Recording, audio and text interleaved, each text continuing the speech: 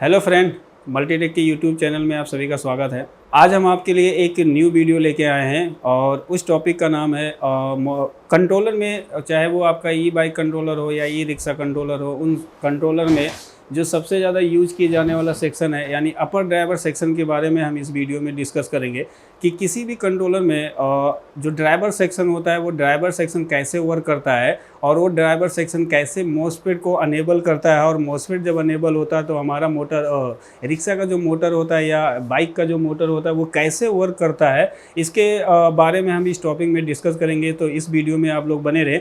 जैसा कि हम जानते हैं कि कोई भी कंट्रोलर होता है, अगर उसमें हम देखेंगे तो एक अपर ड्राइवर सेक्शन होता है, दूसरा हमारा होता है लोअर ड्राइवर सेक्शन होता है। तो आज हम इस वीडियो में डिस्कस करने वाले हैं कि कंट्रोलर में जो अपर ड्राइवर सेक्शन होता है वो अपर ड्राइवर सेक्शन कैसे वर्क करता है।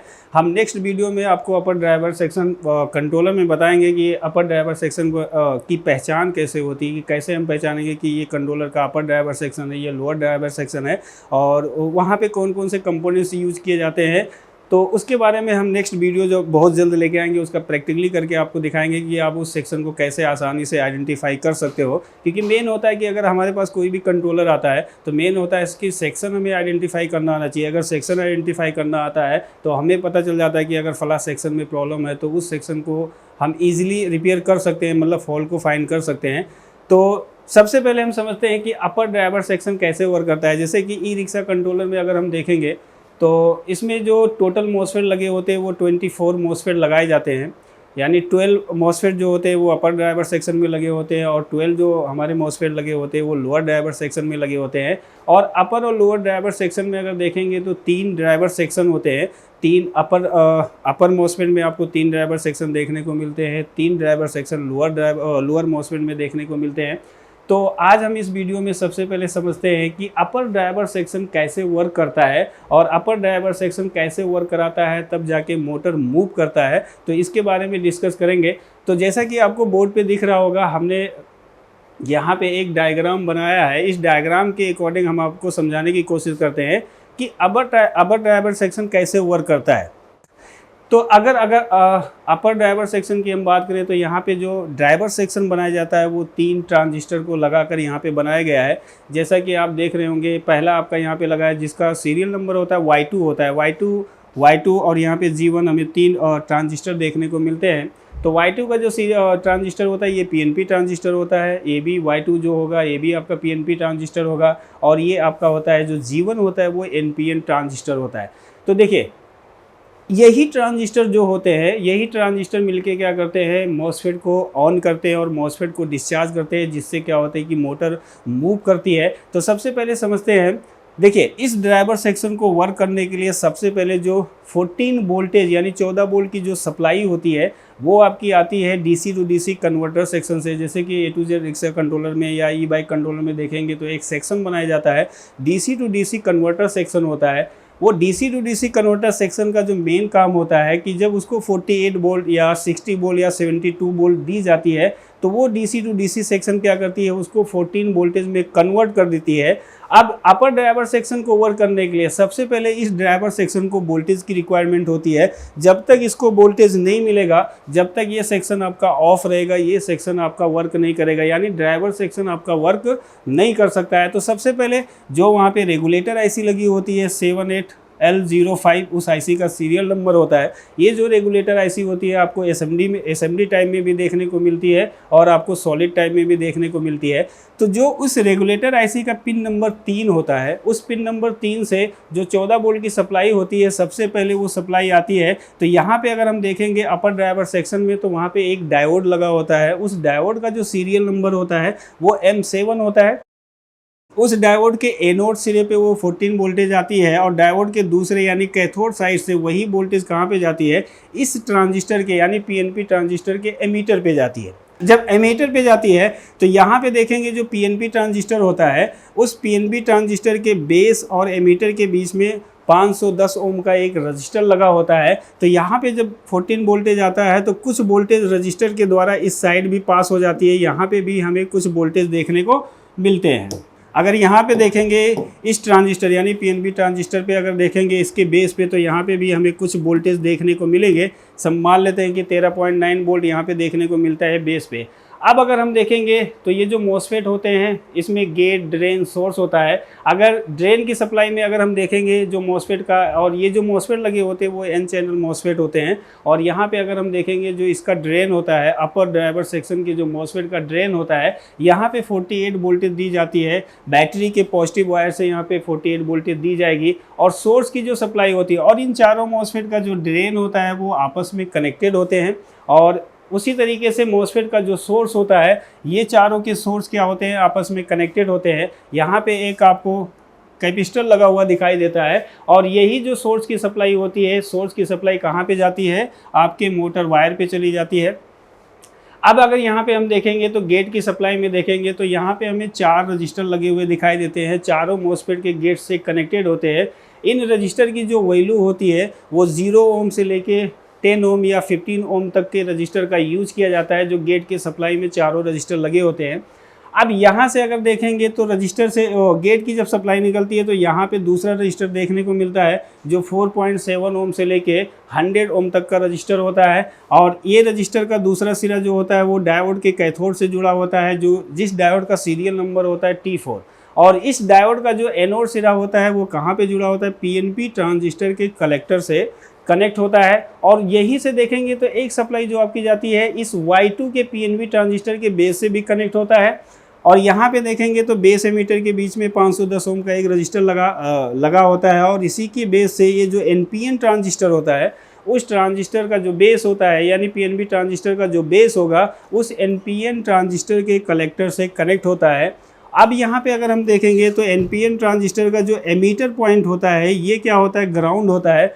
कुछ कंट्रोलर में अगर हम देखते हैं तो यहाँ पे एक रजिस्टर को लगाकर ग्राउंड किया जाता है और कुछ कंट्रोलर में अगर हम देखेंगे तो यहाँ पे ऑलरेडी उसको ग्राउंड किया जाता है, यानी एमीटर जो पॉइंट होगा ये आपका क्या होता है, ग्राउंड से कनेक्ट होता है।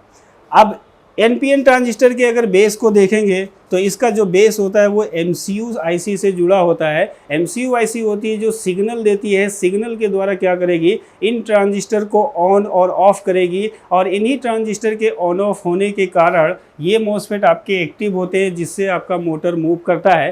तो यहाँ पे अगर देखेंगे तो MCU जब सिग्नल देता है, सिग्नल जो देता है वो PWM के रूप में देता है। तो जो NPN ट्रांजिस्टर होता है इसका जो बेस होता है, ये बेस जो होता है वो MCU से जुड़ा होता है। अब MCU क्या करता है, यहाँ पे सिग्नल देता है और इसी सिग्नल के द्वारा ये ट्रांजिस्टर आपके एक्टिव होते हैं और इसमें से कुछ ट्रांजिस्टर आपके ऑन होते हैं, कुछ ट्रांजिस्टर आपके ऑफ होते हैं। तो अब हम समझते हैं कि इनकी वर्किंग कैसे होती है, कैसे ये आपके ट्रांजिस्टर क्या करते हैं, वर्क करते हैं।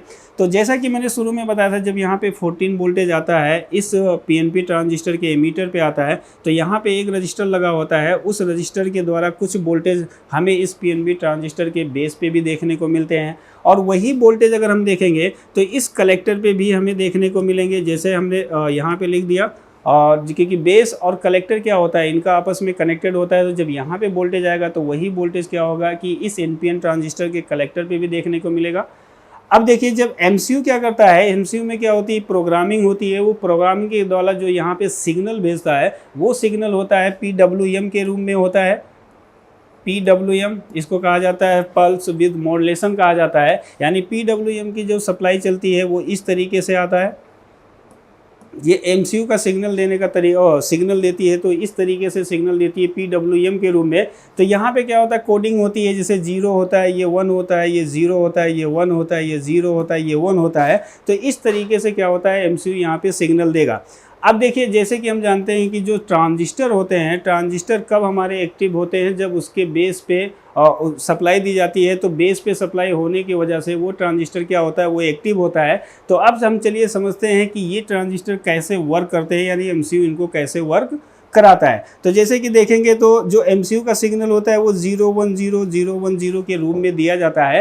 तो अगर हम मान लेते हैं कि सबसे पहले जब MCU ने सिग्नल यहाँ पे दिया तो यहाँ पे क्या होगा, एक नंबर अगर हम देखें कि यहाँ पे 1 आया, यानी उसको पॉजिटिव सिग्नल बोला जाता है। पॉजिटिव सिग्नल भेजा जाता है, यानी जब MCU ने सिग्नल दिया वो ऑन दिया, 1 दिया, तो 1 का मतलब होता है कि यही सिग्नल आपके एनपीएन ट्रांजिस्टर के बेस पे आएगा। तो बेस पे आने का मतलब क्या होगा कि उसको पॉजिटिव सिग्नल कहा जाता है, 0 को नेगेटिव सिग्नल कहा जाता है और 1 को क्या कहा जाता है, पॉजिटिव सिग्नल कहा जाता है। तो जैसे पॉजिटिव सिग्नल इस एनपीएन ट्रांजिस्टर के बेस पे आएगा तो ये ट्रांजिस्टर क्या होता है, एक्टिव हो जाता है, यानी ये ट्रांजिस्टर ऑन हो जाएगा। और ये ट्रांजिस्टर जैसे ऑन हो जाएगा तो ये क्या करेगा, जो कलेक्टर पे वोल्टेज आया हुआ होता है इस पीएनपी ट्रांजिस्टर के बेस से कलेक्टर पे जो वोल्टेज आया हुआ होता है उसको क्या करता है कि कलेक्टर टू एमीटर वोल्टेज को ज़ीरो कर देगा। क्योंकि हम जानते हैं कि जो एनपीएन ट्रांजिस्टर होता है अगर उसका एमीटर ग्राउंड से जुड़ा होता है तो जब उसके बेस को ऑन किया जाएगा, यानी ट्रांजिस्टर वो जब ऑन होगा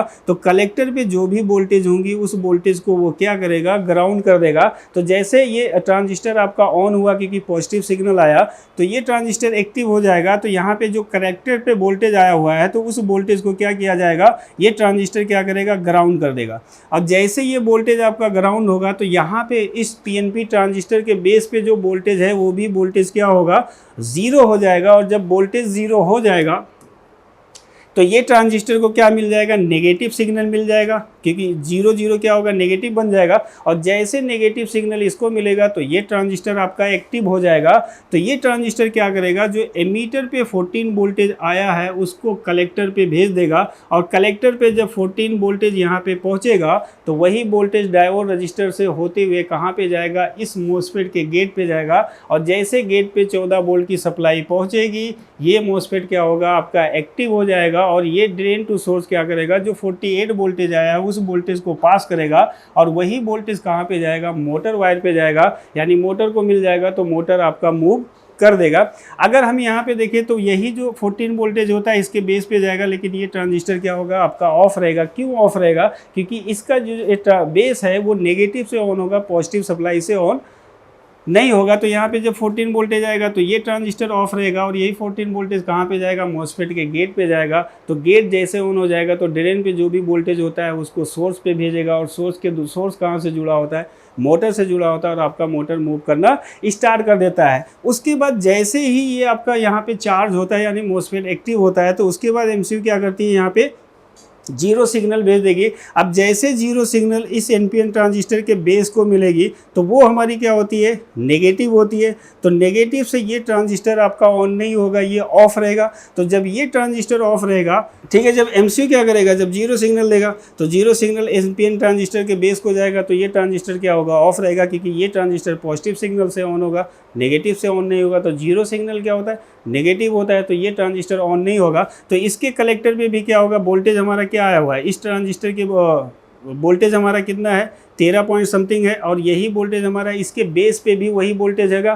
तो ये वोल्टेज हमारा क्या होगा, पॉजिटिव होगा। जब पॉजिटिव होगा तो ये भी ट्रांजिस्टर हमारा क्या रहेगा, ऑफ रहेगा। और जब ये ट्रांजिस्टर ऑफ रहेगा ये भी ट्रांजिस्टर ऑफ रहेगा, क्योंकि दोनों के बेस पे अगर हम देखेंगे नेगेटिव सिग्नल देंगे तो दोनों ट्रांजिस्टर हमारा ऑफ रहेगा, वो ट्रांजिस्टर हमारा वर्क नहीं करेगा। और इधर जो कलेक्टर पे वोल्टेज है वही वोल्टेज आपका बेस पे भी है इस पीएनपी ट्रांजिस्टर के, तो यहाँ पे पॉजिटिव सिग्नल है। और ये ट्रांजिस्टर जो होता है वो पीएनपी होता है, तो ये ट्रांजिस्टर भी क्या होगा, ऑफ रहेगा। और जब ये दोनों ट्रांजिस्टर ऑफ रहेंगे तो इधर हमारा क्या होगा, 0 वोल्ट बनेगा। और यही 0 वोल्ट कहाँ पे जाएगा, इस पीएनपी ट्रांजिस्टर के बेस पे जाएगा। तो क्या होगा, इस ट्रांजिस्टर को नेगेटिव सिग्नल मिल जाएगा। और जैसे नेगेटिव सिग्नल मिलेगा तो ये ट्रांजिस्टर क्या हो जाएगा, ऑन हो जाएगा। और इसके जो एमीटर पे वोल्टेज आया हुआ है तो ये ट्रांजिस्टर क्या करेगा, Y2 ट्रांजिस्टर यानी पीएनपी ट्रांजिस्टर, ये ट्रांजिस्टर उसी वोल्टेज को कहाँ पे भेज देगा, कलेक्टर पे। और कलेक्टर के द्वारा ये वोल्टेज चला जाएगा कहाँ पे, सोर्स पे चला जाएगा।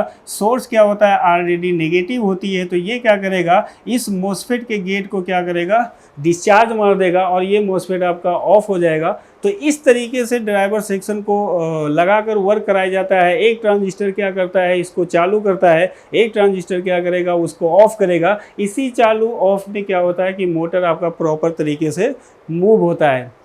तो ये होता है अपर ड्राइवर सेक्शन का वर्क होता है कि किसी भी कंट्रोलर में अगर अपर ड्राइवर सेक्शन इस तरीके से लगाया जाता है तो इस तरीके से उनकी वर्किंग कराई जाती है। ये ट्रांजिस्टर क्या करेगा, एक बार ऑन होगा तो यहाँ पे गेट पे पल्स पहुँचेगा यानी वोल्टेज पहुँचेगा, गेट अनेबल होगा तो वो ड्रेन टू सोर्स वोल्टेज को पास करेगा जिससे मोटर आपका मूव करेगा। उसके बाद जब ये ट्रांजिस्टर आपके ऑफ रहेंगे तो ये ट्रांजिस्टर आपका एक्टिव हो जाएगा। तो ये ट्रांजिस्टर क्या करेगा, जो गेट पे वोल्टेज आया हुआ है उसको एमीटर टू कलेक्टर पास करके क्या करेगा, उस मॉसफेट को डिस्चार्ज मार देगा। तो एक बार मॉसफेट आपका चालू होता है, एक बार आपका मॉसफेट ऑन होता है। इसी चालू ऑन ऑफ के उसमें क्या होता है कि मोटर जो होता है वो आपका प्रॉपर तरीके से वर्क करता है, मोटर आपका प्रॉपर तरीके से मूव करता है। तो ये होता है अपर ड्राइवर सेक्शन। किसी भी कंट्रोलर में अगर अपर ड्राइवर सेक्शन होता है तो इस तरीके से वर्क कराया जाता है। मैंने यहाँ पे जो मॉसफेट लिए थे वो 24 के लिए थे, क्योंकि ई रिक्शा कंट्रोलर में अगर देखेंगे तो 24 मॉसफेट का यूज़ किया जाता है। और ये जो मॉसफेट लगे होते हैं ये पेयर में लगाए जाते हैं, ये 4-4 का एक ड्राइवर सेक्शन बनाया जाता है। ठीक है दोस्तों, जैसा कि हमने आपको बताया कि किसी भी कंट्रोलर में यानी जो अपर ड्राइवर सेक्शन होता है वो कैसे वर्क करता है, तो इस तरीके से आप समझ सकते हैं। अगर आपके पास ड्राइवर सेक्शन से रिलेटेड अगर प्रॉब्लम आती है तो इस तरीके से आप स्टेप बाय स्टेप काम करेंगे तो आप ड्राइवर सेक्शन को ईजिली रिपेयर कर सकते हैं। तो आज के वीडियो में दोस्तों इतना। नेक्स्ट वीडियो हमारा आएगा, हम ड्राइवर सेक्शन की आइडेंटिफिकेशन कराएंगे और एक एक कंपोनेंट की आइडेंटिफिकेशन करके बताएंगे, प्लस प्रैक्टिकली करके हम आपको चेक कराएंगे कि कैसे ड्राइवर सेक्शन वर्क करता है और कैसे इनकी पिनों की सप्लाई होती है, कौन कौन से कंपोनेंट्स लगे होते हैं, वो सारी चीज़ें हम नेक्स्ट वीडियो में प्रैक्टिकली करके आपको दिखाएंगे। तो ड्राइवर सेक्शन आपका क्लियर हो जाएगा। तो आज की वीडियो में दोस्तों इतना ही। अगर वीडियो अच्छा लगे तो वीडियो को लाइक कीजिए, शेयर कीजिए और कमेंट्स ज़रूर कीजिए। और इसी तरह अगर कंट्रोलर रिपेयरिंग से रिलेटेड वीडियोस देखना है तो मल्टीटेक के यूट्यूब चैनल को ज़रूर सब्सक्राइब करें। Thank you.